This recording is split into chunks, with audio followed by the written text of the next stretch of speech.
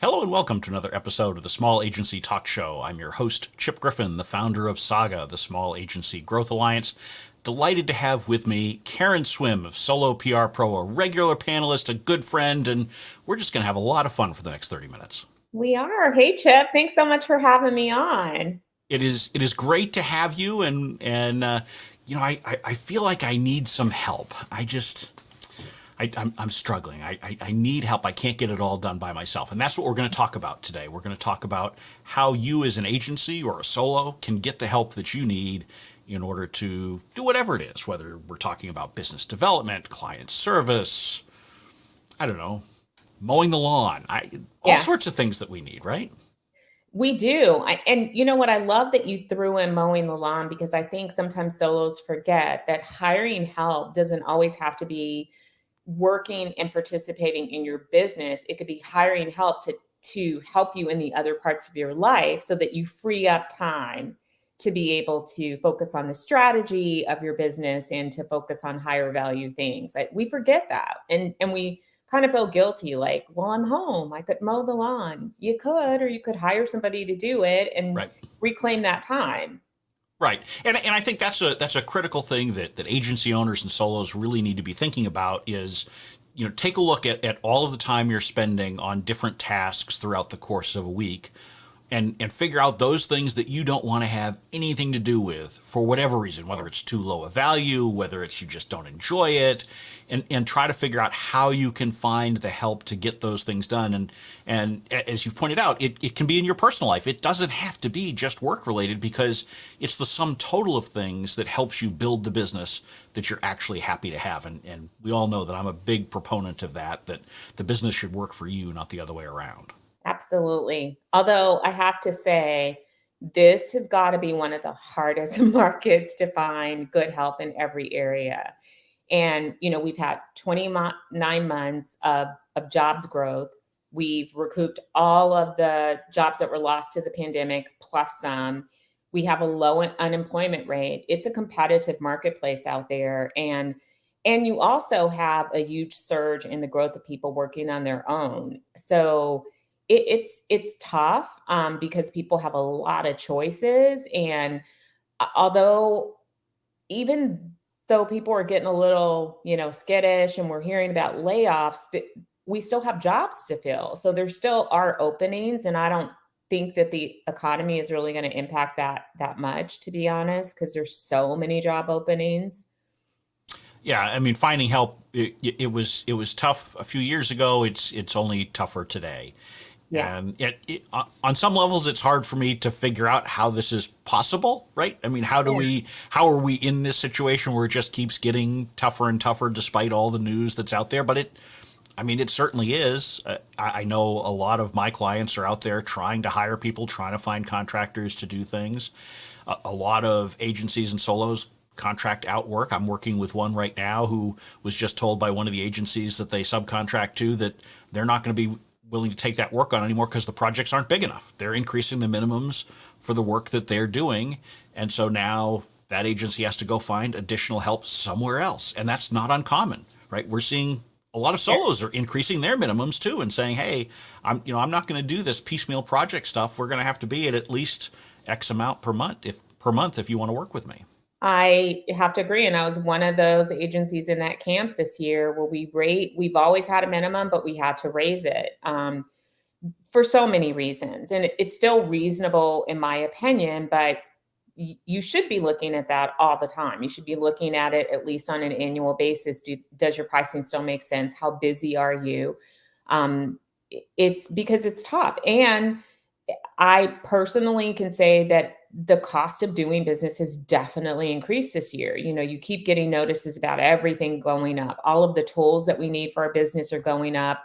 You can't always absorb all those costs, nor should you have to. So you've got to pass that on, particularly if you haven't done a rate increase in a while, or better, if you're looking at budgets for next year and it's time to build in those increases and for new clients for sure. So there have been some, projects that we might have taken a couple of years ago that we've said, we're sorry, we just can't. I mean, and PR has gotten a little more labor intensive too, particularly if you do media relations. So you have to account for that time.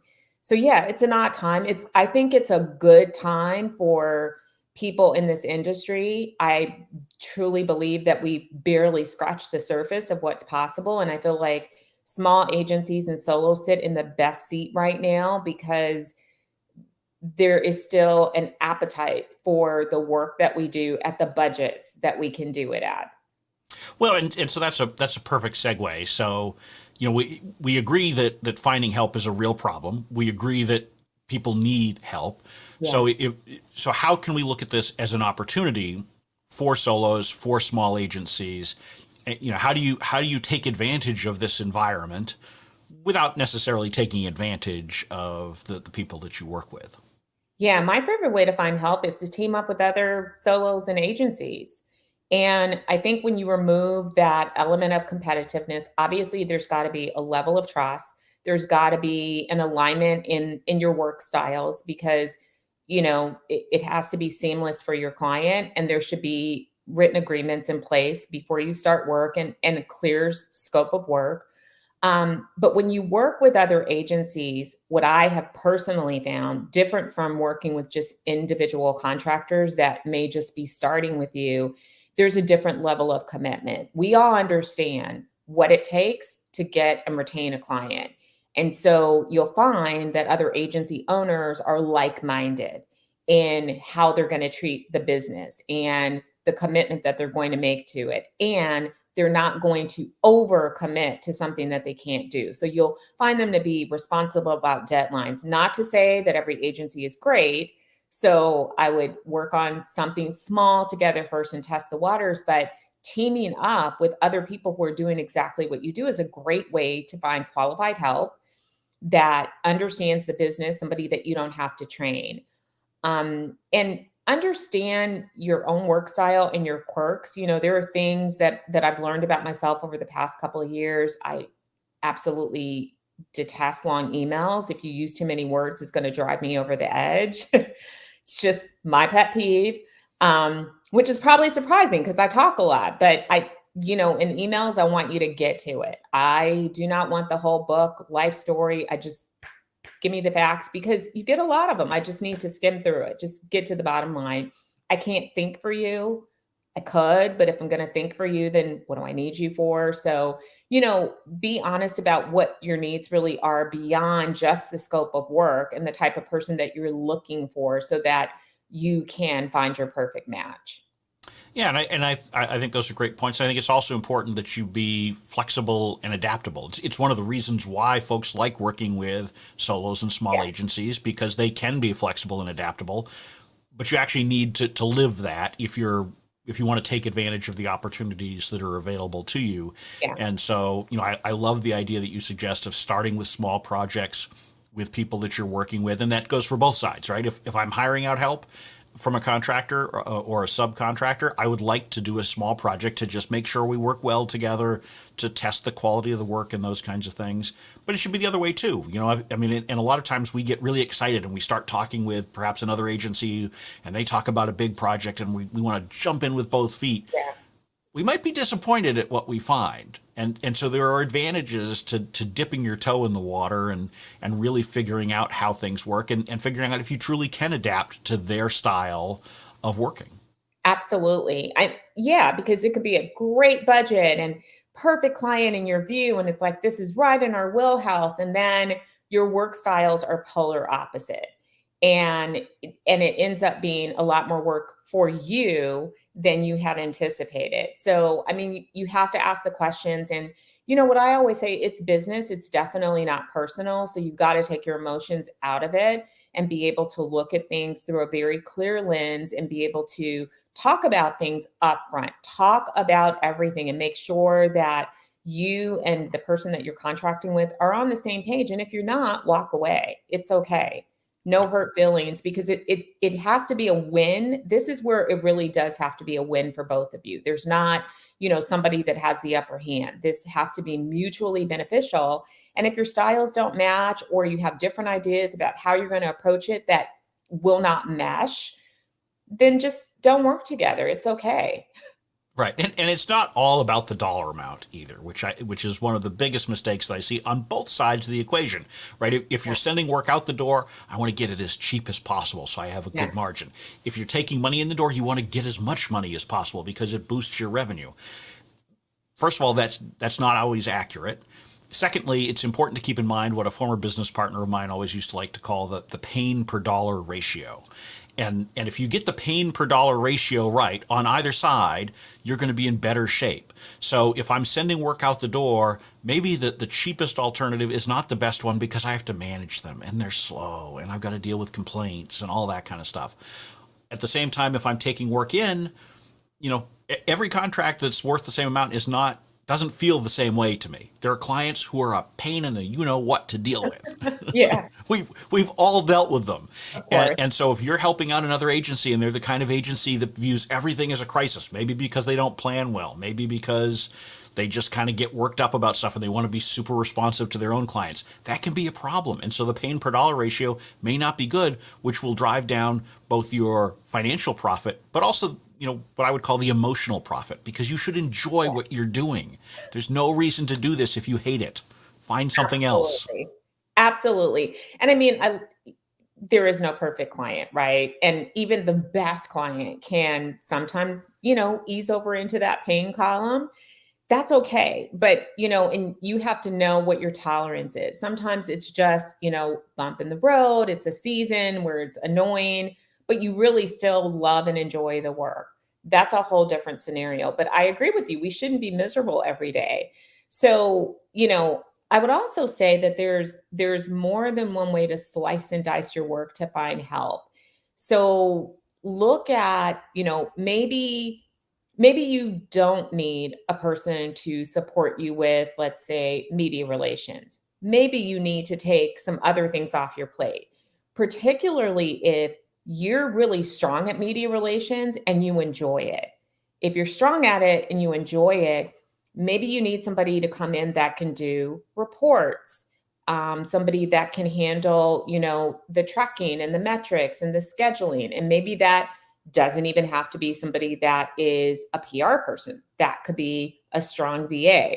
And so you can look at your work a different way because you do sort of have to be a little creative these days to figure out how to get the help that you need, because a lot of PR people are like all of us. They're busy and they don't have bandwidth. And so you may not be able to immediately find that type of help, but take a look at your business in a creative way and say, okay, well, maybe it's not that I need. Maybe I could actually do well with this type of help. And you may have a better chance of securing someone.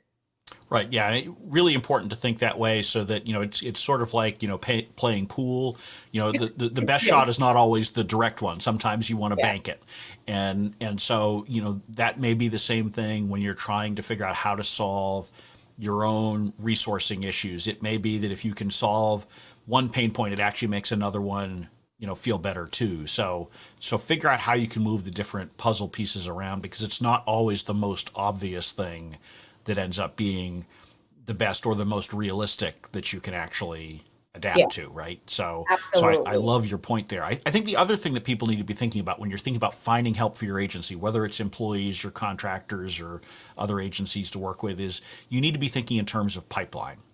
And agencies and solos think about their pipeline in terms of just business development. How do I get enough clients? And frankly, they don't do a great job of managing that pipeline. Yeah. But you need to think about the pipeline from a resources perspective as well. And so you always need to be out there recruiting freelancers, recruiting potential talent. Doesn't mean you're going to hire them immediately, but they at least need to be in the orbit so that when you do have an immediate challenge, you know who you can reach out to.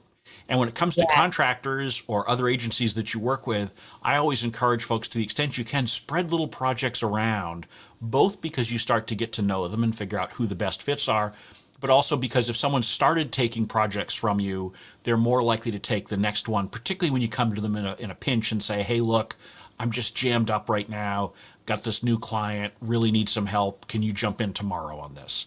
So think about the pipeline and Absolutely. really build it out there. Build out your network so that you've got people ready to go and that it's not a panic moment when someone comes to you and says they'd like to work with you.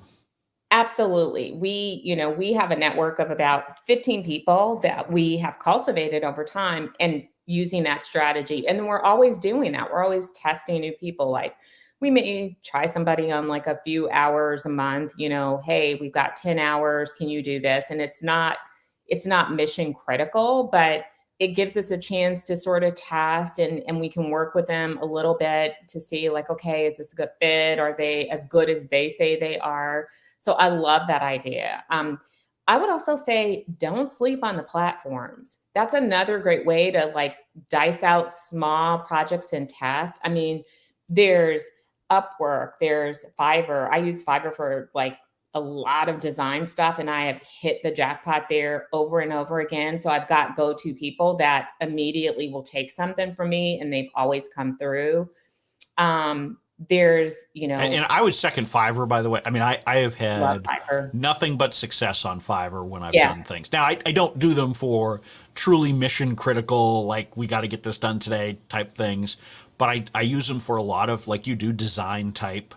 projects, and it's always come through, always super reasonable. I mean, the little graphic of myself that I use on social networks is a Fiverr project. Yeah. And I did it on a lark one day. I'm like, let's see how this turns Yeah. out, and it turned out great. And I to this day, I've been using it for years. I still get great comments on how Yeah. good that looks. Yes. That is how I got started too. Like, I think I'd like to do this. And I went on Fiverr and I love that platform for those kinds of things. But then there's Yep. Upwork if you're looking for different type of help. You can find a lot of really highly qualified professionals on Upwork. And, my own client, MBO Partners, their platform is amazing if you're looking for more senior seasoned consultants.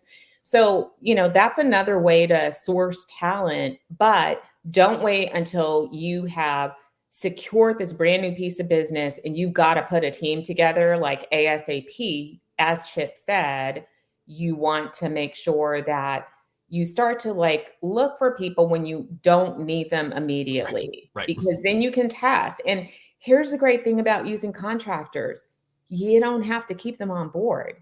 There's you don't Right. have to give them a warning or a 30-day notice. You have a contract, you do some work. If it doesn't work out, you move on.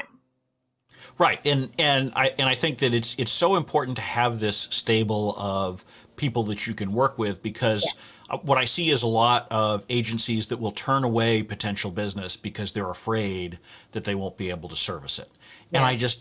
it pains me to see that happen. Now, it may be in the moment the right decision, because you certainly don't want to take on a contract that you can't Yeah. fulfill and you can't meet expectations. But you should be doing everything you can not to put yourself in that position. And you should never be in a position where you want to take your foot off the gas for business development, because that's why so many agency owners complain about feast or famine. Feast or famine is not really a thing. Feast or famine is something that occurs because you're on the revenue roller coaster caused by the fact that you ignored business development for a period of time. And it's a predictable thing that happens. It's not just a natural phenomenon for agencies or any other business. Yeah, I agree. I mean, I completely agree, and I've heard stories of that too, where people turn away business. If I turn away business, it's not really because I can't service it. Right. And And like, there's plenty of business that people should turn away. yeah, there's It's just, it business, yeah, shouldn't be because you don't have the resources, because you should be exactly, building that pipeline so you exactly. don't put yourself in that kind of So a we're not difficult saying position. don't say no to business, but we're Right. saying put yourself in a position where you're allowed to pick and choose, and you can only do that when you keep those wheels in motion all the time. Absolutely. And it's great peace of mind. And I think one of the other pitfalls that agency owners run into is they say, well, I've already got my guy or gal who does graphic design or whatever, and I would never think about working with someone else. They do it. It's great. I don't have a need to have more than that. But what happens when that person becomes unavailable for whatever reason? Yeah, Maybe they take a full-time in-house gig because just a great that happens. opportunity crossed them. Maybe something comes up, for them personally, and they're not able to work. Who knows? Strategically, maybe it's no longer a fit for them. You want to have redundancies in anything that you do so that you've got this opportunity to fix something quickly, and you're not starting from a standing start and saying, okay, geez, I need a graphic designer. Huh. Who do I know? Nobody. Absolutely. Absolutely, and everything that you just said has happened to me Yep. personally, so and Yep. I'm sure for a lot of people in our audience as well. Life happens, stuff happens, and you need to be prepared because you're running a business and it's okay. Yep. It's I agree with you that and it adds just unnecessary stress when you don't have a backup for yourself, like, now you're in a bind. What are you gonna do? Yeah, Uh-oh. no, it just happened to one of the clients that I work with. They had a designer that they had been working with who said they could no longer continue to work for a particular reason, and now they're in a bind and having to scramble to find someone quickly. And that's Yeah. not an easy thing to do, particularly in this environment, since that's how we started this conversation. It's hard to find help. Yeah. So find it when you don't need it, because then you'll be in a better position to fill those gaps when you absolutely have to. Yeah, and here's the good thing, when you're connected with good people and you keep nurturing that network, even if somebody one of your go-tos is not available, they can often help you with one of their colleagues that they would recommend. So, don't forget about their network too, by extension becomes your network when you're cultivating this go-to group of people. Right, and I love talking about sort of the network that you have, because it's one of the other areas that I think you need to be thinking about, and so you need to be willing to step up and help particularly if you're a solo, right? If you step up and help someone when they're having a challenge, even if maybe you're gonna have to work a few extra hours this week beyond Yeah, what you really wanted to, that helps you because they'll remember that, or they should remember that, and most of them will. absolutely. And so they'll help you out in a pinch as well. So try to be just generally helpful within your network, and don't fixate too much on, geez, I got to make sure I get the right profit margin. I got to make sure I don't work too much this week. I got Be helpful to the extent that you can reasonably. Now, don't go so far that you make your life miserable, right? I know people like that who will just do anything Yeah, anyone asks, yeah, and they get trod on. But yeah. there's real opportunities in that to make sure that you're building this support network that's a two-way street and not just one way. And frankly, remember that if someone steps up and helps you, even when maybe they weren't best situated to do it at that time, make sure that you're willing to reciprocate. I mean, and that can mean referring work. It doesn't always Correct. mean participating in their business, referring work, making introductions. Sometimes I will talk to somebody and they'll say something, and I'll say, you know what, let me introduce you to so and so because they're in this. And I think that there could be, some synergy between what you're doing. That is helpful. If you're just genuinely interested in what people are doing, I think, and you're listening for those cues, offer help when you can. And I love referring business to other people. That makes me feel really good, especially when it works out and they get work. I've referred people that have, worked with clients for years and years and years. I mean, can you imagine the return on that one little referral when you get to work with somebody for 5 years? That's not bad. And I love when that happens. So I agree. We have to care about other people too. It comes back to you. It really does. It does. And I will say, if you're referring business, make sure that you're referring good business. Yes. There are a lot of folks out there who refer as a friendlier blow off to somebody, and, Yeah. I and won't do that is not helpful. So, even if you find yourself in a position where you just have to get someone off your plate, so you refer them to someone, send them a separate email and say, hey, you should know this before you jump in. Absolutely. I mean, I had one of those recently where it's a personality type that doesn't quite work for my style, Yep. but I'll be honest about that because, what I've decided that like, I just won't. Somebody else is cool with it, but I think you should disclose it. Yeah, and you will build better relationships with your network if you are just straight up and honest with them, because you don't want them to discover that so and so is difficult to deal with, or so and so is not particularly responsive. Yes. Let them know. Yeah. They can then go in, eyes open, and they may say, "Hey, I don't care. I can deal with that." Different people are different ways. I mean, there are lots of clients I've been able to work with over the years that I know other people just couldn't. Yeah. And part of that's because I got my start in politics, so pretty much everything just rolls right off me. I was also a sports official for a long time, so it just rolls off. So Yeah. you want to yell at me? Have at Yeah. it. But a lot of people just can't take that, and they don't like that kind of atmosphere, and that's fine. So you need to know what works for you, but make sure that you're sharing that with anyone that you refer business to so that they know. Also, Absolutely. things like payment, like if you've got a client who's not great on payment, make sure you're letting folks know that they can still make an eyes open decision. And maybe for them, it's okay. They're not concerned that this is a slow payer. This is a corporate client that puts everything into this black hole for 90 days. Like far too many Fortune 500 companies do. They just stick the invoices in a little pile, let it collect some dust, and when there's enough dust on it, they'll take it out and say, "Oh, maybe we'll pay this today." Yeah, we could have a whole conversation about Oh, that. we could. Wake We up, could. corporate America, and pay your small agencies. Do a better job. Thank you very much. And large agencies are terrible at paying small agencies in a Yeah. timely fashion. I mean, large agencies are as big an offender as some of the large corporations out there. Yeah, the bureaucracy is real. Well, it's not just bureaucracy. I mean, a lot of it comes down to CFOs trying to play games with the float, and at the end of the day, they're not making that much money off of it. At least off the small vendors. Large vendors, sure. If you're able to delay payment on a $10 million contract by 90 days, okay, yeah, you got some nice float Yeah. on that. You got some good cash flow that helps. Maybe it makes your quarterly report look better. I don't know. Yeah. But don't do Yeah. it to small agencies. Don't do it to Please solos. don't. That doesn't make any sense. Yeah, I agree. Now, if somebody doesn't pay at all, I will never refer them. Oh no, of course, right. Yeah. Yeah, if the reason why you're trying to get rid of them is because they didn't pay you at all, you absolutely should not be sending that to Or the budget's too anybody. small. I've had a couple of those conversations too where I've said, I don't know anyone who can help you for that amount. Right. I mean, even if there was some poor soul out there that would do it, I will never be a part of that. I will never be a part of solos being undervalued.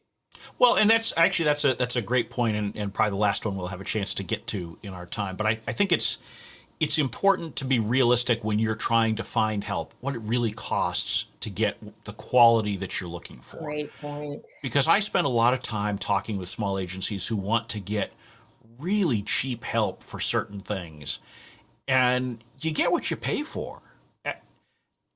Can you find somebody who is good and works for $10 an hour? Look, every so often you're going to scratch that lottery ticket and win, right? And unfortunately, it happens often enough that people are like, "Of course, well, I had this one that I used 6 months ago, and it was $10 an hour is great work." You're making your life very difficult if you're setting yourself up where you have to Yeah. find someone at that rate. So Yeah. when you're pricing your own work, price it so that you can get help with the projects that you're doing. Don't price it based on, well, I can write an article in 20 minutes, so I'm going to price it based on a 20-minute time. If you hire someone else to do it, it's going to take them longer.